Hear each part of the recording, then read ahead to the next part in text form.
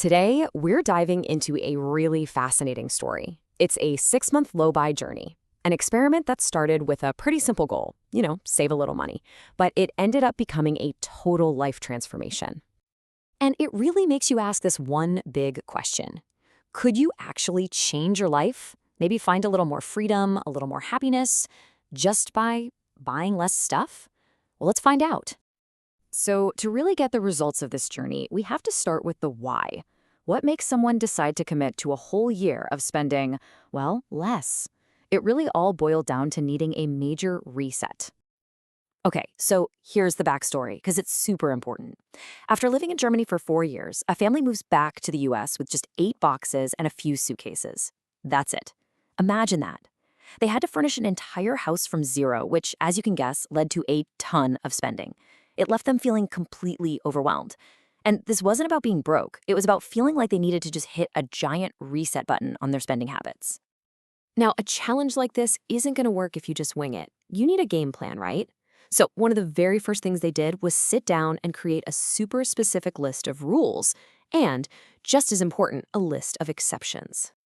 And this is how you make something like this actually stick. The rules were pretty strict, a 30-day waiting period for anything that wasn't an essential, a commitment to always shop secondhand first, and some hard lines like 0 new makeup and a max of only 5 new clothing items for the entire year. But, and this is key, the exceptions were just as important. They could still eat out once a week, they could buy gifts, they could replace stuff that broke. That balance is absolutely crucial. It's what keeps you from burning out and quitting. So about halfway through the year, something interesting happened. The biggest changes weren't just showing up in their bank account. Nope, the most profound shifts were all happening internally, changing their mindset and their day-to-day habits in ways they just never saw coming. This low-buy challenge kind of turned into a superpower for self-awareness. It made them super conscious of their own spending triggers, like a weakness for cute, nostalgic stuff. It also made them notice what was going on around them, like seeing neighbors get multiple Amazon deliveries every single day. And this led to them getting creative and rediscovering all this fun, free stuff to do, like reading and cooking and playing tennis. But maybe the most powerful tool of all, they started a journal to track every single temptation and the money they saved by saying no. This one sentence became their mantra, their North Star for the whole journey. Anytime a cute teacup or a cool cookbook tempted them to make a purchase, this was the phrase that reminded them of the bigger goal. And it's such a powerful idea, right? You can see something beautiful, you can appreciate it, without actually needing to own it.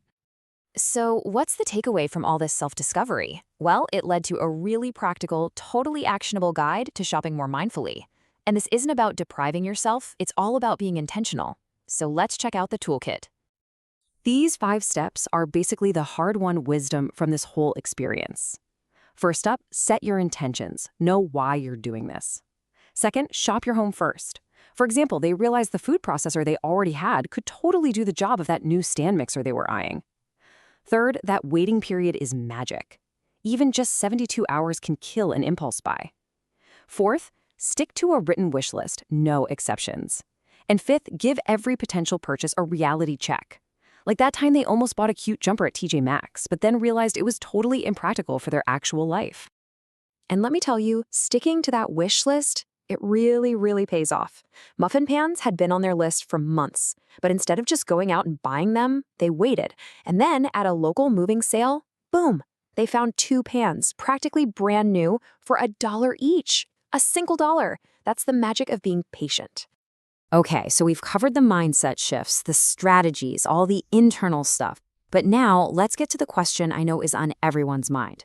What were the actual, tangible, financial results of all this mindful spending? The way they tracked this was so simple but so powerful. At the end of every month, they just go through their journal and add up every single temptation they had resisted. This gave them a crystal clear picture of exactly how much money they saved from impulse buys. And the result for just the month of June alone, well, it was pretty staggering. That's right. Over $1,200 saved in a single month. And let's be clear, this wasn't from skipping bills or not buying groceries. This was purely from avoiding all those unplanned impulse purchases that would have just disappeared from their bank account otherwise. So how does a number like that even happen? Well, it's a mix of all the small things and the big things. It's the $13 magazine you don't grab at the checkout.